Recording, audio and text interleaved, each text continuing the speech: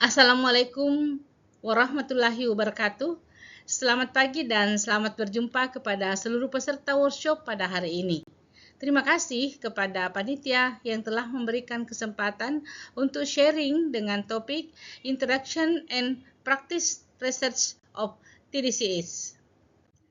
Sebagai outline presentation, kita akan membahas tentang definition, neurophysiological understanding of TDCS, biochemical effect of TDCS, neuroanatomical understanding of the effect of TDCS, electrode placement accuracy of TDCS, TDCS on neurologic cases, and advantage vs disadvantage of TDCS. Sebagai sejarah dari perkembangan TDCS, secara ringkas awalnya pada tahun 1950-an, di mana konsepnya disebut dengan electrosleep. Dikembangkan lewat eksperimen oleh para ilmuwan Rusia untuk mensimulasi otak dengan arus listrik lemah agar membantu tidur dan menenangkan sistem saraf. Kemudian pada tahun 1970-an, riset berlanjut di Inggris dan Amerika dengan istilah brain polarization, yaitu meneliti bagaimana arus listrik dapat memodulasi aktivitas neuron, dan memasuki tahun 2000-an, Prof. Nitsch dan Paulus memperkenalkan istilah modern yaitu TDCS yang kini menjadi metode neuromodulation non-invasif untuk meningkatkan plastisitas otak dan rehabilitasi neurologi yang hingga kini berkembang. Grafik di sebelah menunjukkan jumlah publikasi yang meningkat tajam dari tahun 2000 hingga 2012 yang menandakan TDCS menjadi bidang riset yang berkembang pesat dalam 2 dekade terakhir.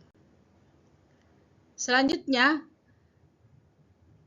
membahas tentang konsep dasar transcranial direct stimulation. Jadi TDCS adalah metode non-invasif yang mensimulasi otak menggunakan arus listrik lemah bertekanan rendah yang dialirkan antara 2 elektrode, yaitu anode dan katode. Salah satu elektrode ditempatkan di kulit kepala dan arus listrik mengalir menembus tengkorak menuju otak. Arus ini memodulasi aktivitas neuron di mana anoda meningkatkan atau memfasilitasi aktivitas saraf, sedangkan katode menurunkan atau menghambat aktivitas neuron di area sekitarnya. Gambar di bawah menunjukkan arah aliran arus dan bagaimana arus tersebut mempengaruhi aktivitas neuron di otak sesuai dengan penjelasan dari Yokoi pada penelitiannya di tahun 2018. Selanjutnya, mari kita membahas tentang prinsip dasar arus TDCS. Jadi pada TDCS, arus listrik mengalir dari elektrode anode atau positif ke katode atau negatif melalui otak. Arah dan posisi elektrode menentukan efek fisiologisnya. Arus anodal menyebabkan depolarisasi neuron, sehingga meningkatkan eksitabilitas otak. Artinya, aktivitas saraf menjadi lebih mudah terangsang, dan sebaliknya arus katodal menimbulkan hiperpolarisasi yang menurunkan eksitabilitas dan menghambat aktivitas neuron di area tersebut. Di sisi kanan terlihat perbedaan bentuk arus TDCS yang menggunakan arus secara stabil, TRNS arusnya acak, dan TACS arusnya bolak-balik sinusoidal. Semuanya memodulasi otak dengan cara yang berbeda. Nah, bagaimana mekanisme neurofisiologis dari TDCS terhadap potensial membran neuron? Pada keadaan normal, neuron memiliki potensial istirahat sekitar minus 70 mV. Saat diberikan stimulasi anodal TDCS sekitar 1-2 mA, membran menjadi lebih mudah terdepolarisasi, mendekati ambang tembak atau firing threshold, sehingga meningkatkan kemungkinan neuron untuk aktif. Sebaliknya, stimulasi katodal membuat membran lebih terhipolarisasi, menjauhi dari ambang tembak dan menurunkan aktivitas neuron. Nah, grafik ini menunjukkan bahwa setelah stimulasi anodal, potensial aksi meningkat dan aktivitas sinaptik diperkuat, sedangkan stimulasi katodal menekan eksitabilitas neuron. Dengan demikian, TDCS bekerja dengan mengatur keseimbangan eksitasi dan inhibisi otak, bukan dengan menimbulkan impuls listrik yang langsung pada otak. Selanjutnya, mari kita lihat mengenai firing neuron. Arus listrik langsung pada korteks otak dapat mempengaruhi aktivitas tembakan atau firing neuron secara berkelanjutan. Penelitian klasik oleh Brinman tahun 1963 menunjukkan bahwa stimulasi listrik lemah pada korteks menghasilkan perubahan jangka panjang pada frekuensi tembakan yang menurun, bahkan setelah arus dihentikan. Kita melihat ada grafik di sini memperlihatkan peningkatan jumlah spike atau impuls listrik yang tetap tinggi setelah stimulasi, menandakan efek neuroplastisitas otak tetap terjadi. Dan perubahan ini juga bergantung pada sintesis protein, yaitu regulasi kalsium intraseluler, akumulasi CEMP, seperti dijelaskan oleh penelitian Getset 1968. Selanjutnya, mengenai pemahaman elektrofisiologis TDCS pada tingkat jaringan hingga seluler. Menurut model Bertonini tahun 2011, arus anodal meningkatkan depolarisasi dan memperkuat aktivitas neuron, sedangkan katodal menimbulkan hiperpolarisasi dan menurunkan eksitabilitas neuron. Nah, stimulasi listrik TDCS mempengaruhi banyak neuron secara bersamaan dan meningkatkan potensial membran dan memicu depolarisasi. Inilah dasar kemampuan TDCS untuk meningkatkan fungsi otak. Pada gambar di samping kanan kita melihat bahwa TDCS memperkuat transmisi sinaptik dan meningkatkan polarisasi sinaptik, yaitu mekanisme biologis utama pembelajaran dan pemulihan otak. Efek TDCS sangat tergantung pada intensitas, durasi, dan arah medan listrik yang terkait dengan pemberian pada otak. Selanjutnya, kita melihat mekanisme subthreshold dan supratreshold pada TDCS. Berbagai target dan efek neuromodulasinya dapat kita lihat pada gambar berikut. Pada bagian kiri terlihat bahwa stimulasi subthreshold tidak cukup kuat untuk pemicu potensial aksi sendiri, namun dapat memodulasi neuron aktif sehingga memperkuat aktivitas otak yang sedang berlangsung. Ini disebut dengan endogenous brain activity. Inilah sebabnya TDCS bekerja meningkatkan atau menurunkan stabilitas tanpa menimbulkan impuls baru. Mulai dari konvensional hingga high definition, ini menunjukkan simulasi lebih terfokus. Dan arus TDCS dapat mempengaruhi dendrit, soma, sinaps, serta sel neuron itu sendiri seperti sel glia dan endotel. Efeknya mencakup modifikasi stabilitas, plastisitas sinaptik, dan osilasi jaringan otak, serta peningkatan konektivitas antara area otak yang menjadi dasar dari TDCS. Ini adalah beberapa penelitian tentang mekanisme kerja dari TDCS pada sirkuit neural otak, dan beberapa studi ini seperti Clark dan Hunter menunjukkan bahwa stimulasi anodal meningkatkan kadar glutamat di bawah elektrode, ya, yang berperan dalam peningkatan stabilitas dan konektivitas jaringan otak. Sebaliknya, penelitian oleh Stark menemukan penurunan kadar GABA, yaitu neurotransmitter inhibitorik, sehingga jaringan menjadi lebih mudah beradaptasi dan belajar. Studi ini seperti Fontaine dan Foucault memperlihatkan peningkatan dopamin di area prefrontal dan striatum, yaitu berhubungan dengan peningkatan motivasi dan fungsi kognitif. Ini adalah memperlihatkan bahwa penempatan elektroda tetap mengikuti 10-20 sistem yang telah dipakai pada EEG sebelumnya. Kemudian bagaimana penggunaan TDCS pada beberapa kasus neurologi? Aplikasi klinis TDCS pada kasus neurologi digunakan untuk meningkatkan fungsi motorik pada pasien spinal cord injury dan stroke dengan menstimulasi area motorik korteks agar aktivitas saraf lebih optimal. Pada traumatic brain injury, TDCS membantu pemulihan kognitif dan memori. Pada gangguan gerak seperti dystonia dan Parkinson, TDCS dapat menormalkan aktivitas neuron ganglia basalis. Dalam bidang psikiatri, TDCS efektif mengurangi depresi, ansietas, OCD, dan craving melalui modulasi aktivitas di korteks prefrontal. Selain itu, TDCS digunakan untuk mengurangi nyeri kronik, menstabilkan aktivitas listrik pada epilepsi, serta meningkatkan memori, proses belajar, dan kemampuan berbahasa. Kesimpulannya, TDCS adalah teknologi neuromodulasi yang luas manfaatnya, baik untuk pemulihan fungsi otak maupun untuk penguatan kapasitas kognitif. Selanjutnya, mengenai penerapan TDCS berbasis QEEG pada kasus afasia, khususnya untuk menstimulasi area Broca yang berperan dalam produksi bahasa.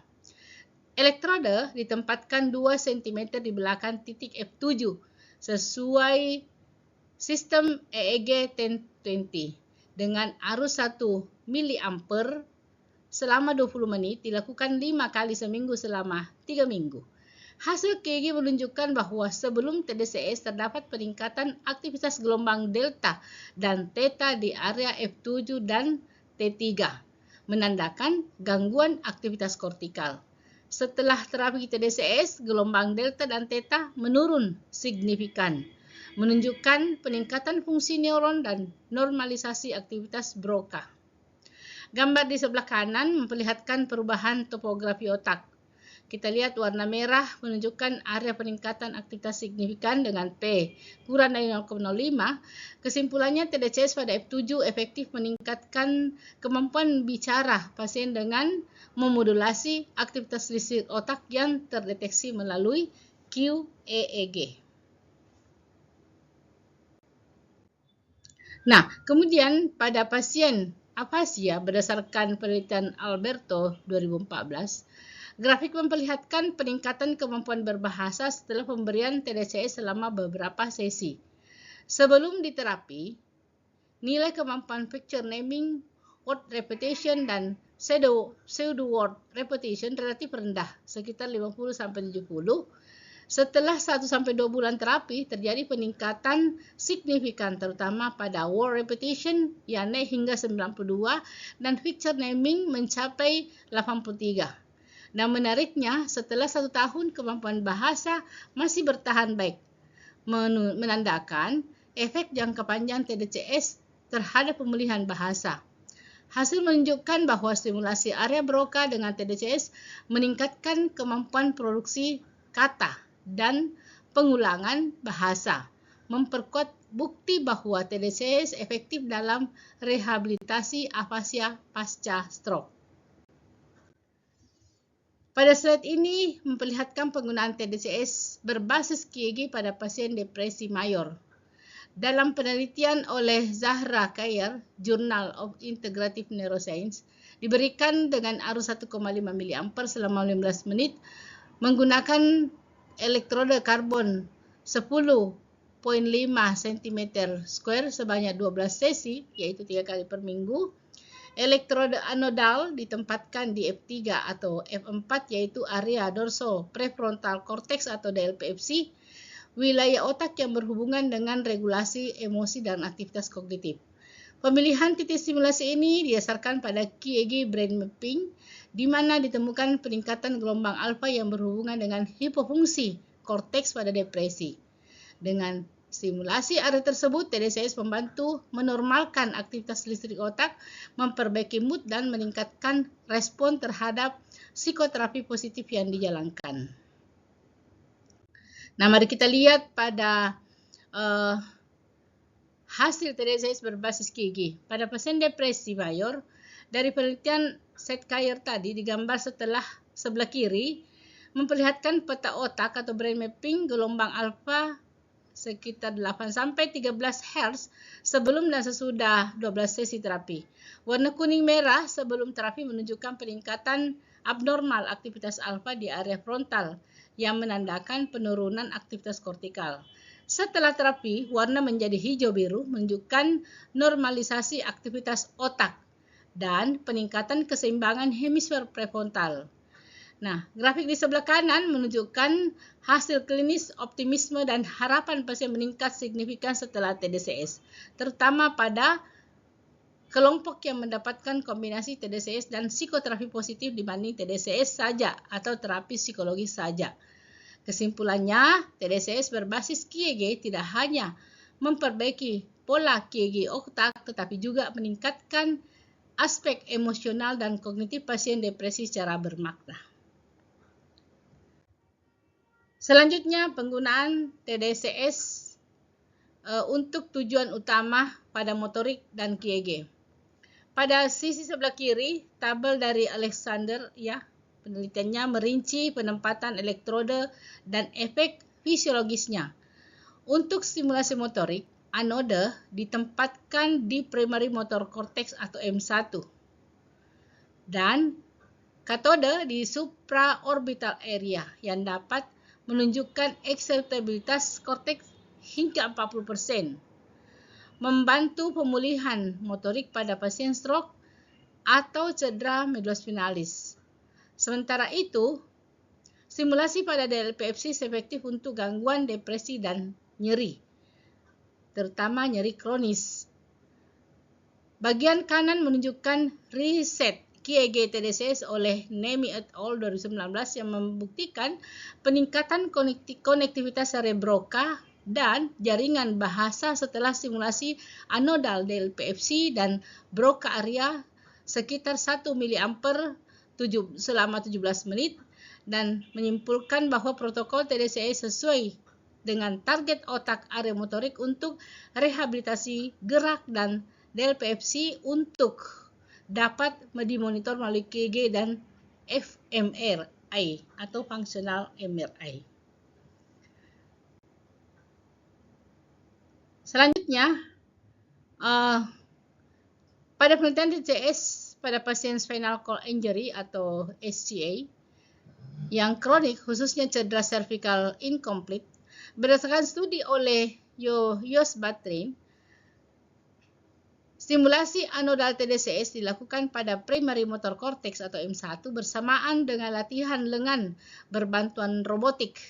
Hasil menunjukkan peningkatan signifikan pada fungsi tangan yang diukur dengan Jepson-Taylor Hand Function Test atau JTHFT, serta perbaikan tonus otot menurut Modified Ashworth Scale.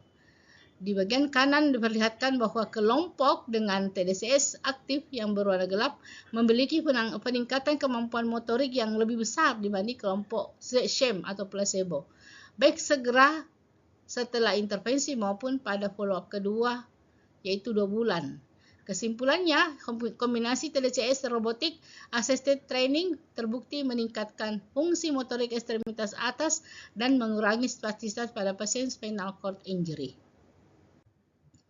Ini adalah electrode placement, jadi memperlihatkan bagaimana elektroda ditempatkan pada M1 supraorbital, C3 dan C4, FC3 dan FC4, M1 dan shoulder, deltoid dan pre-SMA, dan F1 IDLFC. Ya, nanti akan di breakdown tempatnya pada masing-masing. Jadi ini juga di slide ini memperlihatkan menjelaskan parameter dan penempatan elektroda TDCS tipe M1SO atau motor supraorbital untuk berbagai kondisi neurologis dan muskuloskeletal.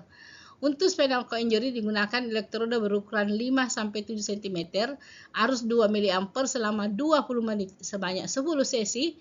Elektroda anodal ditempatkan di C3 dan C4 kontralateral terhadap lengan yang dilatih, sedangkan katodal di arah supraorbital kontralateral. pada nyeri muskuloskeletal protokolnya sama, yaitu 5 kali 7 cm, PET-nya 22 mA dan 20 menit. Dan dengan anoda di C3 dan katoda di FP2 untuk mengurangi nyeri melalui modulasi kortikal. Untuk motorik learning digunakan intensitas 1 mA selama 20 menit selama 5 sesi dengan anodal di M1 sisi target. Misalnya C3 untuk tangan kanan dan katoda di FP2. Nah, tujuan semua protokol ini adalah meningkatkan stabilitas korteks motorik dan memperkuat fungsi gerak dan mengurangi nyeri kronik. Ini slide berikutnya hampir sama semua pada stroke menggunakan patch 4x4 dengan 5x7 cm dan seterusnya. Begitu juga di C3 dan C4, begitu juga FC3, FC4, M1 dan shoulder, kemudian deltoid dan pre-SMA, M1 IDLFC dan seterusnya. Nah, sekarang pada accelerated learning. Kita ketahui bahwa protokol TDCS ini juga untuk mempercepat proses pembelajaran atau accelerated learning melalui stimulasi anodal di F10, yaitu right temple dan katodal di bahu kiri, ya, yaitu left shoulder. Stimulasi diberikan dengan arus 22 mA selama 30 menit. Tujuannya untuk meningkatkan aktivitas neuron di area temporal kanan atau F10 yang berperan penting dalam proses memori, konsentrasi, dan asosiasi bahasa. Penempatan katoda di bahu kiri ini membantu mengarahkan arus secara diagonal melalui korteks frontal temporal dan menciptakan jalur stimulasi yang luas dan mendalam. Selanjutnya, kita lihat pada depresi dan anxiety juga seperti itu. Jadi protokolnya adalah untuk terapi depresi dan ansietas dengan penempatan elektroda. Jadi anodal di left DLPFC bertujuan meningkatkan aktivitas korteks prefrontal kiri yang berperan dalam pengaturan emosi dan pengendalian kognitif terhadap stres. Begitu juga pada control craving, reduce food, drug, alcohol, and many other craving. Jadi anodal di DLPFC meningkatkan aktivitas korteks prefrontal kanan yang berperan dalam pengambilan keputusan dan kontrol impulsif. Katoda di left DLPFC untuk menurunkan aktivitas berlebihan di sisi kiri, menciptakan keseimbangan interhemisfer pada area prefrontal. Kemudian untuk chronic pain, jadi untuk nyeri termasuk fibromyalgia, cedera medullospinalis, low back pain, phantom limb, cerebral palsy, dan stroke kronik. Penempatan elektroda adalah sebagai berikut. Jadi anoda di C3 atau C4 sesuai dengan lesi atau kontralateral terhadap nyeri untuk meningkatkan eksitabilitas korteks motorik M1. Katoda prefrontal kontralateral FP1 dan FP2 untuk menurunkan aktivitas berlebih di area pengatur emosi dan persepsi nyeri. Ya, stimulasi diberikan dengan arus 2 mA selama 30 menit. Elektroda anoda diletakkan berlawanan sisi dengan area tubuh yang mengalami nyeri agar arus listrik menstimulasi jalur kortikospinal yang mengatur area tersebut. Efek utamanya adalah menurunkan persepsi nyeri melalui modulasi pada jaringan talamokortikal dan sistem pain matriz, meningkatkan endogenous pain inhibition dan membantu reorganisasi kortikal pada kasus nyeri kronik yang resisten terhadap obat. Nah, selanjutnya pada epilepsi. Penggunaan TDCS untuk terapi epilepsi terutama pada epilepsi vokal yang resisten terhadap obat, misalnya epilepsi lobus temporalis. Pada montase stimulasi, elektroda katoda ditempatkan tepat di area fokus epileptogenik, yaitu lokasi otak yang paling sering memicu kejang. Tujuannya adalah untuk menurunkan eksitabilitas epileptiforum. Protokol stimulasi menggunakan kepadatan arus 0,571 ampere dengan durasi 20 menit per sesi dan dilakukan selama 3 sesi berturut-turut. Secara fisiologis, arus katoda menimbulkan efek hiperpolarisasi membran neuron sehingga mengurangi firing rate dan menstabilkan aktivitas listrik di otak. Hasil uji menunjukkan bahwa TDCS jenis ini dapat menurunkan frekuensi dan durasi kejang terutama pasien yang tidak merespon terhadap obat anti-epilepsi konvensional. Demikian juga pada slide ini membahas bagaimana TDCS pada epilepsi. Ini adalah cara penempatan elektroda dan efeknya yang ditimbulkan pada epilepsi. Nah, selanjutnya kita membahas pada motor skill dan learning. Jadi, TDCS berguna untuk meningkatkan kemampuan motorik dan pembelajaran gerak atau motor skill dan learning pada pasien. Pada konfigurasi ini, anoda ditempatkan di sisi C3 atau ipsilasional, yaitu area korteks motorik primer yang sesuai dengan sisi tubuh yang lemah atau dilatih. Anoda berfungsi meningkatkan ekstabilitas neuron sehingga memperkuat pembentukan koneksi sinaptik baru selama latihan motorik. Katoda ditempatkan di sisi kontrateral atau C4, berfungsi menghambat aktivitas berlebih di hemisfer kanan atau lawan yang sering menghambat pemulihan sisi lesi melalui mekanisme interhemispheric inhibition.